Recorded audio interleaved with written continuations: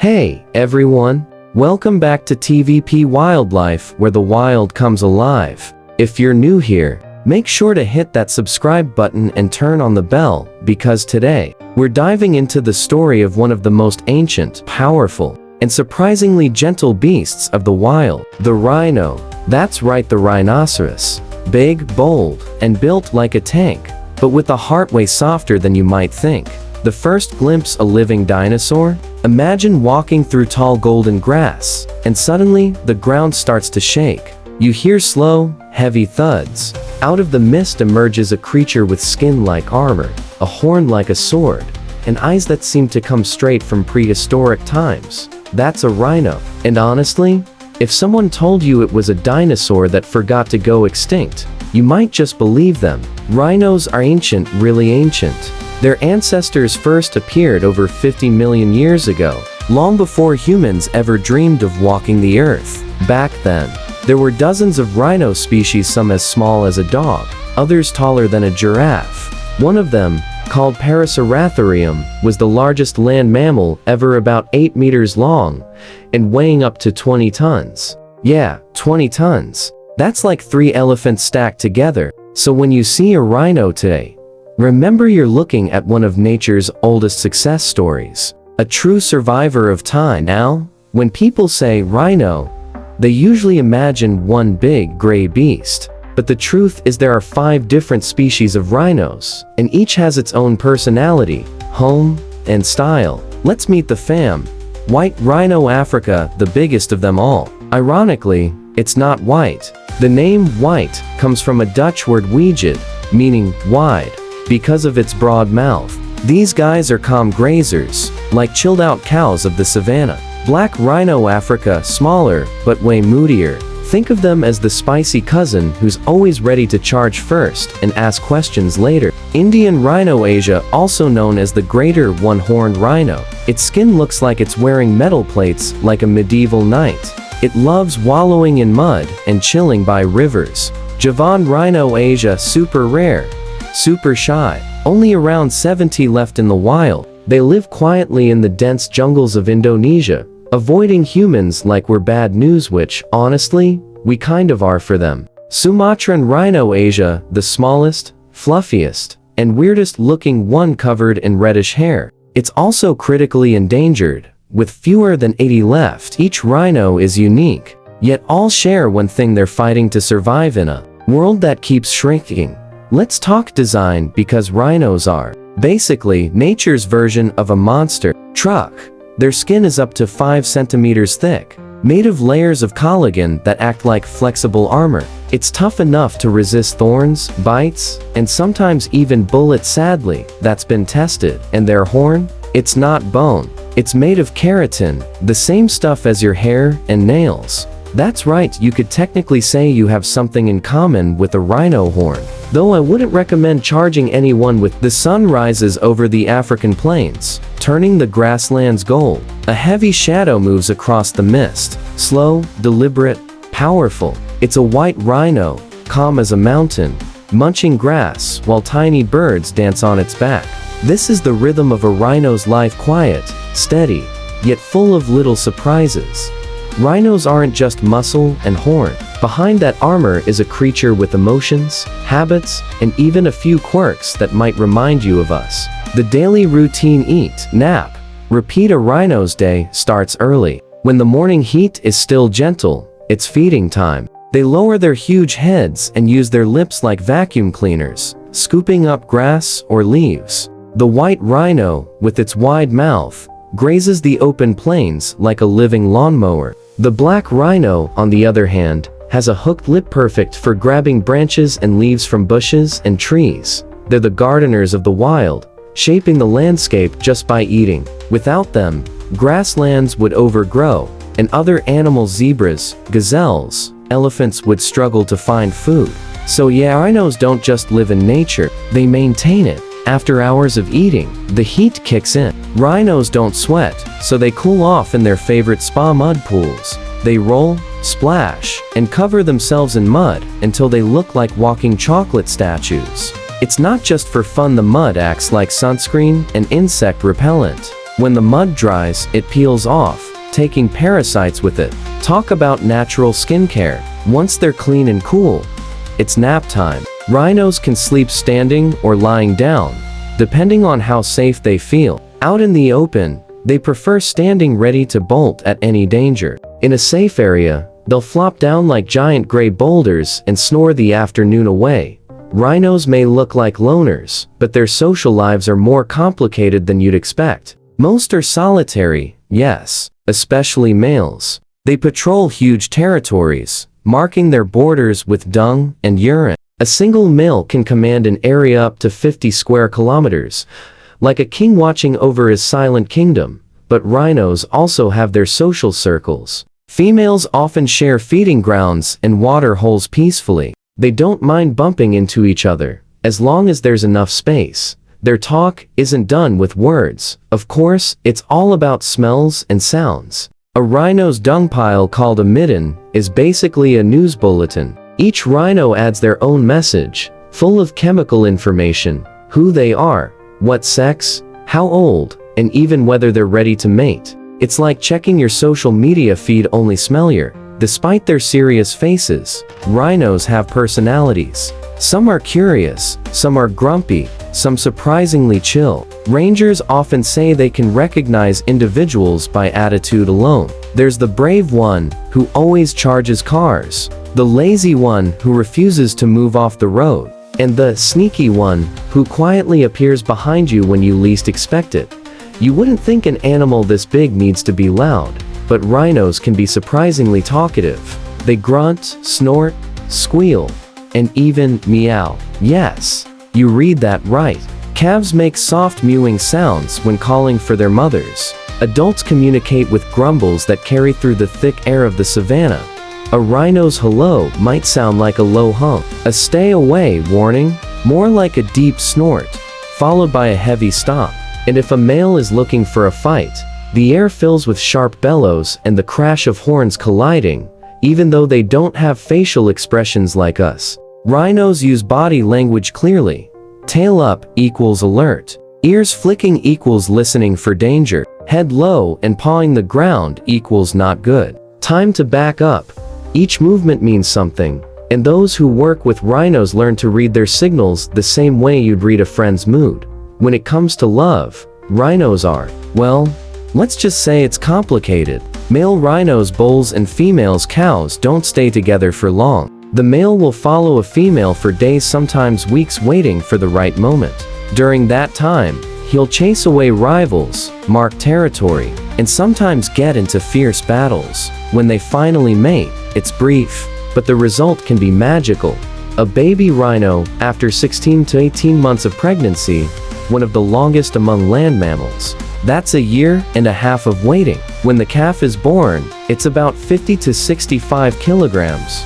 Wobbly, curious, and absolutely adorable. It immediately starts following mom everywhere. The bond between them is powerful, like glue. For the first few years, the calf learns everything from its mother: where to find food, when to run, how to use the mud, and what dangers to avoid. They play, chase each other, and sometimes even throw mock charges at birds or bushes. Tiny warriors learning how to be strong. And when danger appears, the mother doesn't hesitate. She'll face lions, hyenas, even elephants to protect her baby. You don't mess with the rhino mom. As the day fades, the savanna turns. The African savanna stretches endlessly, golden grass waving in the wind, acacia trees dotting the horizon. Somewhere out there, a massive gray figure moves slowly, almost blending with the earth itself. That's the rhino, the quiet gardener of this vast world. People often think rhinos just exist in the wild, but here's the truth. They don't just live in their environment, they create it. Every footprint, every bite of grass, every mud bath shapes the balance of life around them. Without rhinos, the wild would be a completely different place. The landscape shapers. When a 2-ton animal eats hundreds of kilograms of grass a day, things change. Rhinos act like natural lawnmowers, keeping the vegetation short and fresh. This might sound simple, but it's incredibly important. By grazing heavily, they prevent certain grasses from overgrowing and choking others out. that allows a wider variety of plants to grow, attracting more insects, birds, and grazing animals. It's like they're curating a living garden, making sure every species gets a chance to thrive. Their dung, yes. Rhino poop is a treasure. It's packed with nutrients that fertilize the soil, and it's also a mini ecosystem. Beetles, flies, worms, and even fungi depend on it. A single rhino midden can host thousands of tiny creatures, all part of nature's recycling team. When rain comes, rhinos stomp through soft soil, creating small water holes with their massive footprints. Later, these puddles become drinking spots for birds, frogs, and insects. In short, rhinos aren't just animals. They're ecosystem engineers. Now let's talk about rhino spas mud holes. If there's one thing every rhino loves, it's a good roll in the mud. But it's not just for fun, it's survival. Mud baths help regulate body temperature, protect skin from sunburn, and remove parasites. When rhinos wallow, they churn the mud, mixing minerals and water into the soil. Over time, these wallow spots turn into mini wetlands, used by frogs, birds, and even small mammals. And here's something you probably didn't expect. Other animals actually wait for rhinos to finish before they use the same mud pools. Warthogs, buffalo, even elephants sometimes share these spots, because rhinos find the best ones first. In a way, rhinos are the construction workers of the wild, shaping landscapes not with tools, but with sheer weight and habit. You might think rhinos live totally alone, but their world is filled with neighbors, some friendly, some not so much. Elephants are the biggest rivals. They don't usually fight, but when they do meet, there's tension. Both are huge, both are strong, and both like the same water holes. Usually, the elephant wins with size, but rhinos aren't afraid to stand their ground. There have even been rare moments where rhinos chase elephants away, especially mothers protecting their calves. Then there are the buffaloes. They mind their own business, but sometimes they compete for grazing space. A little snort here, a horn clash there. Nothing major, just stay in your lane kind of energy. But not all neighbors are rivals. Rhinos share peaceful relationships with many smaller species. Oxpeckers, for example, those tiny red-billed birds you often see riding on rhinos' backs, are their personal cleaning crew. They eat ticks, parasites, and even warn the rhino by screeching if danger approaches. It's like having a built-in security system that also gives free massages. Sometimes, you'll even see antelopes or zebras following rhinos at a distance. Why? Because rhinos stir up insects and uncover fresh grass as they move, making it easier for smaller grazers to feed. In the savannah, everyone benefits from the rhino's daily grind. You wouldn't think a massive rhino has predators, and you'd be mostly right. Few animals dare to challenge an adult rhino, but their young calves? That's another story. Lions, hyenas, and crocodiles sometimes target baby rhinos when they're small and unguarded. That's why mother rhinos are constantly on alert, ears twitching, eyes scanning, ready to charge at the slightest movement. When rhinos die, whether from age, drought, or predators, they still give life. Their carcasses become entire feasts for scavengers, hyenas, vultures, jackals, insects. The nutrients from their bodies return to the soil, feeding plants that will one day feed more animals. In nature, even in death, rhinos remain part of the cycle. They are, in a sense, anchors of the ecosystem holding the African dawn breaks quietly. Mist rises from the savannah, the world painted gold. A mother rhino stands beside her calf, ears flicking, tail swishing gently. It's a peaceful moment until a sound cracks through the air, a sound that doesn't belong. A single gunshot, and in an instant, that peace is gone. This is the story that plays out far too often, a story of greed, myths, and the desperate race to protect one of the planet's oldest creatures. The war against the horn. Horn, two simple words that have caused centuries of suffering. But what is it, really? It's not bone, not ivory. It's keratin, the same material as human fingernails. That's it. Yet across parts of Asia and the Middle East, rhino horn has been treated like magic. Ancient myths claim it can cure fever, detoxify poison, even bring good luck or status. In modern times, some people see it as a luxury item, carving it into ornaments or giving it as a power gift.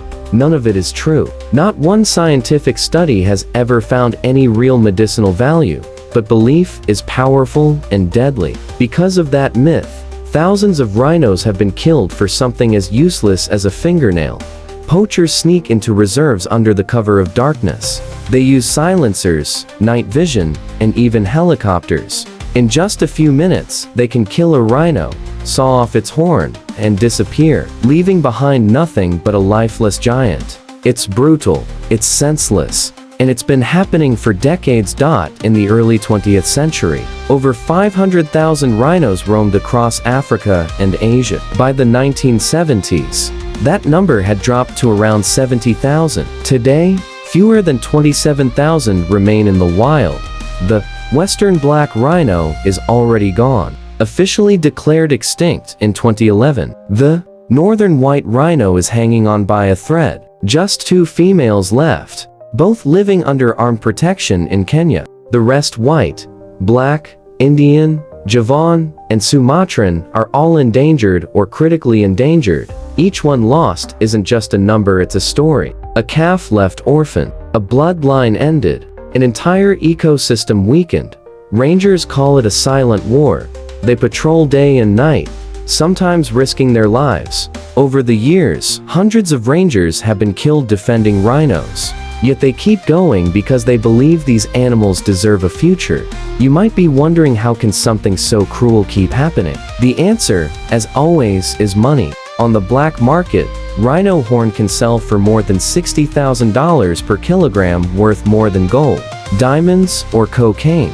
Organized crime networks run the trade, connecting poachers, smugglers, and buyers. The horns are smuggled through ports and airports, hidden inside furniture, even disguised as plastic or resin. Meanwhile, the people doing the killing are often poor locals, desperate for money. They risk prison or death for a few $100s, while the big bosses make millions. It's a cruel cycle of poverty and exploitation, but the real cost? It's not money. It's the loss of something priceless, a living piece of Earth's history. But this story isn't all tragedy. Across Africa and Asia, people are fighting back. Scientists, rangers, villagers, even former poachers who've switched sides. In South Africa, anti-poaching units train like military forces. They use drones, GPS trackers, and even train dogs to catch poachers before they strike. Some rhinos have been dehorned carefully and painlessly to make them less of a target. Others wear GPS chips inside their horns, allowing teams to monitor them in real time. In Kenya, the Olpayeta Conservancy guards the last 2 northern white rhinos around the clock. Armed rangers live beside them, protecting them from any possible threat. Scientists are now using IVF and stem cell technology to try and bring the species back. It's a race against time, but there's hope. In India and Nepal, local communities have joined the fight. People who once hunted rhinos now protect them, earning income through tourism and conservation jobs. Thanks to these efforts, the Indian one-horned rhino population has more than tripled in the last 50 years. That's not just a win, it's proof that humans can fix what humans broke. Changing laws is one thing. Changing minds, that's harder. For generations, rhino horn was seen as a symbol of power, wealth, or healing. But slowly, things are shifting. Conservation groups are running awareness campaigns, especially among young people in countries like Vietnam and China. Celebrities, doctors, and even traditional healers are speaking out, saying, "Rhino horn has no power. The real power is saving the rhino." In some areas, people have turned rhinos into cultural heroes again, not for their horns, but for what they represent: strength, resilience, and life. Schools teach kids about rhino conservation. Tourists visit sanctuaries to learn and donate. Social media campaigns like #SaveTheRhino and #WorthMoreAlive have reached millions worldwide. Every new voice helps. Every share, every dollar, every small action adds up. Some mornings, deep in the reserves, rangers spot something that makes all the danger, all the sleepless nights, worth it. A newborn rhino calf, tiny, clumsy, wobbling beside its mother. That sight means the species is still fighting, still breathing, still alive. It's a reminder that even in the darkest moments, hope finds a way. Because rhinos are survivors, they've endured ice ages, predators, droughts. The only thing they can't survive is indifference, and that's where we come in. Every person who learns, speaks, or acts for rhinos keeps their story alive. As long as people care, there's still a chance to turn the tide.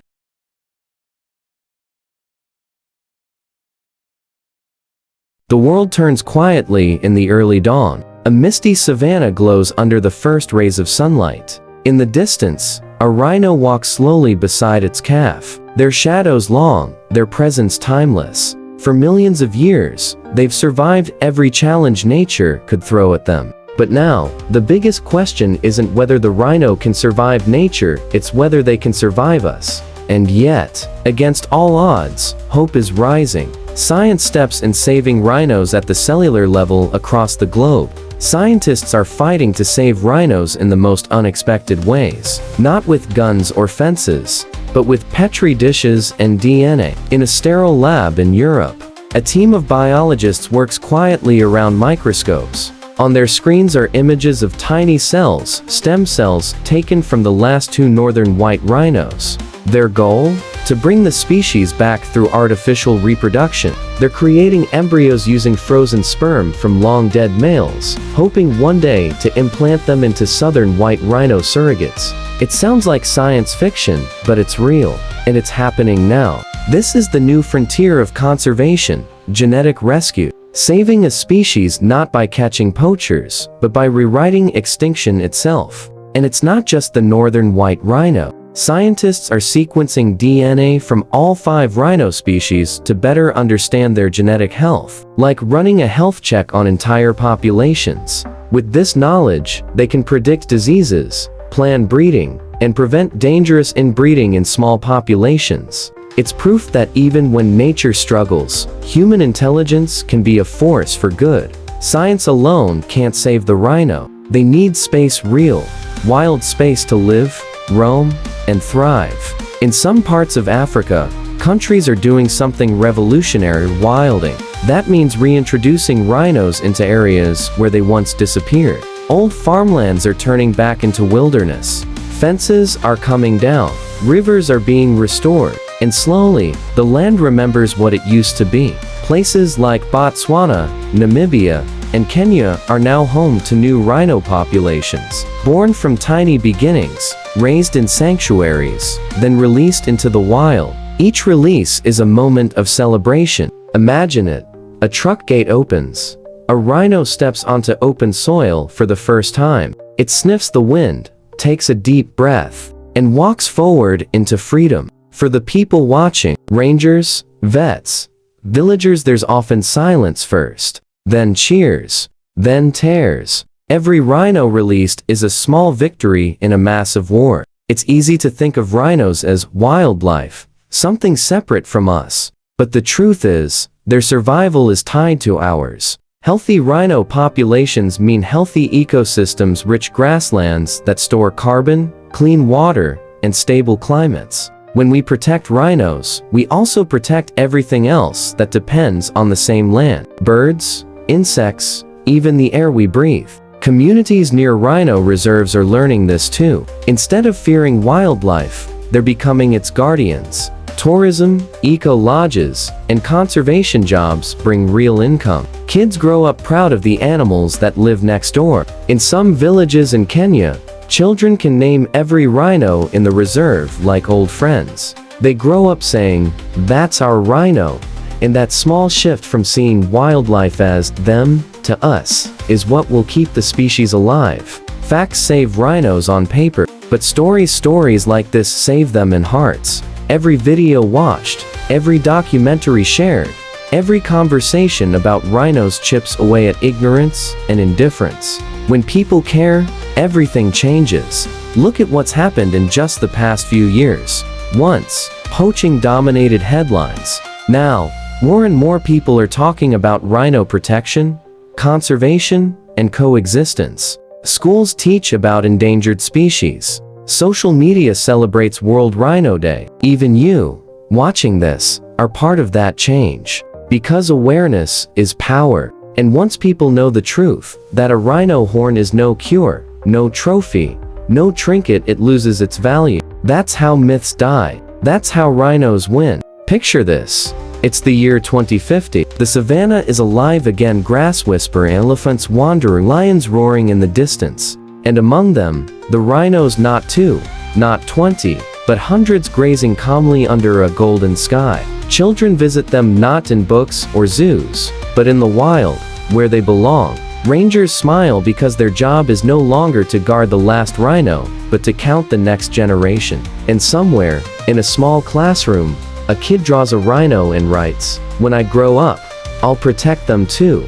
That's the dream. That's the world we're building, one act, one voice, one rhino at a time. Because saving rhinos isn't just about saving an animal. It's about saving hope. Hope that humans can coexist with nature. Hope that we can learn from our mistakes. Hope that the wild still has a future, and so do we. The rhino has walked this earth for over 50 million years. It has faced ice ages, volcanoes, predators, and droughts, and survived them all. Now, as we stand at this turning point, it's our turn to protect it. Not just for documentaries or history books, but for the living heartbeat of the wild, a heartbeat we can still hear. Do we listen closely enough? Would you like me to now combine all 5 parts, about 10,000 words total, into one seamless, ready to record YouTube narration script for your TVP